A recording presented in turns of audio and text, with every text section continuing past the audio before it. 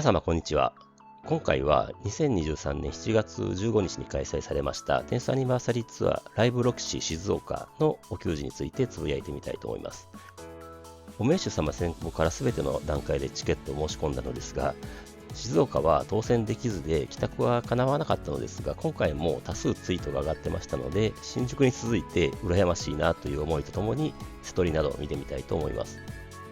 まず会場は静岡駅隣接の高架下という珍しいロケーションですね。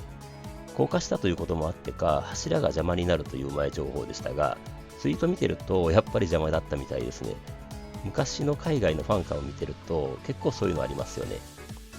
そういうのもあってか、450人ぐらいしか入れなかったようですね。チケット取れなくて納得です。ご当地 T シャツはサイちゃんのツイートでわかるのでありがたいのですが、緑色だったので、やっぱり静岡なのでお茶なんだなと思っていたら、ツイートでハンバーグショップの爽やかな色だとか、それはわからんですね。でも文字の色の意味がそれでわかりました。文字が白で枠が赤色ですもんね。で、瀬戸りですが、前回許可をいただけましたので、調子に乗って今回もフォークメタロさんのツイートを勝手に参考にさせていただきました。いつも上げていただいてありがとうございます。やはり最初はドミネーションということですね。これはもうお決まりな感じですね。いいと思います。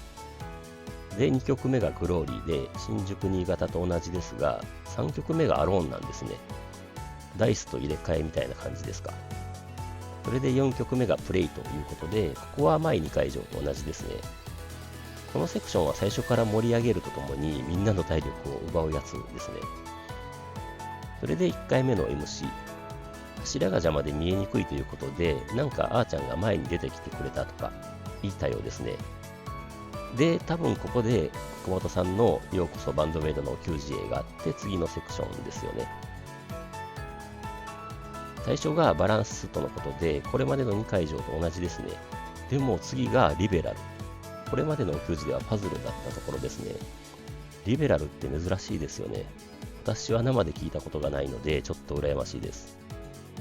それで Choose Me, Rockin' Me, From Now On ですね。ここの3曲は静岡と同じですね。で、2回目の MC ということで、ここなのかどうかわかりませんが、小本さんがご当地ソングということで、アカペラで沼津港新鮮館の歌を歌ったとか、静岡の方にとっては嬉しい感じなんでしょうね。そういえば大阪ではおまじないタイムの時でしたが、六甲おろし歌ってましたね。それで次のセクション、最初がマナーズで、次がダイスなんですね。で、ここでもそのままヘイトにつなぐ構成みたいで、ヘイトはやっぱりバトルがあったと。これはまた見たいので、川崎でもやってほしいですね。でも、ここのつなぎのところの瀬戸り変えるのって難易度高そうですよね。すごいなと思います。それで、ディファレント。ここは新宿とは違っていて、新潟と同じということですね。で、3回目の MC。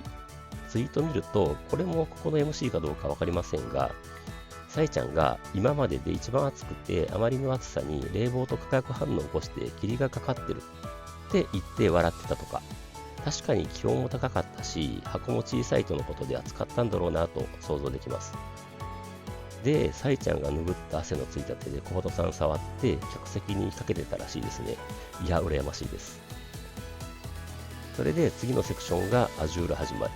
私は知らなかったのですが、静岡出身の高桜桃子さんをイメージして作った曲とのことで、静岡でやるってさすがですね。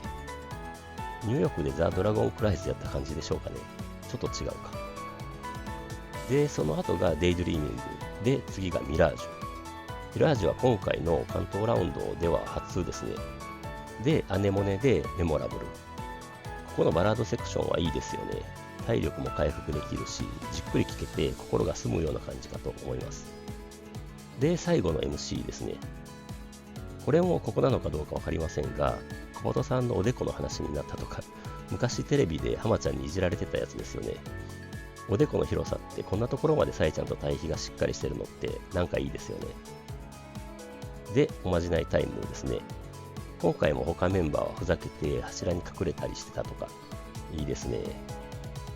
今回はズッキュンバッキュンドッキュンのところは爽やかですか。川崎は何でしょうか。楽しみです。それで最終セクションがフリーダム、アンリッシュ、エンドレスストーリー、スクリーミング、ノーゴッドということで、ここは新潟と同じ構成ですね。エンドレスストーリーはやっぱりご主人様お嬢様の声がバッチリ出ていたみたいで、小さい箱だったこともあって盛り上がったんだろうなと想像します。最後ノーゴッドはしんどいですが、体力使い切って終わるって楽しいですよね。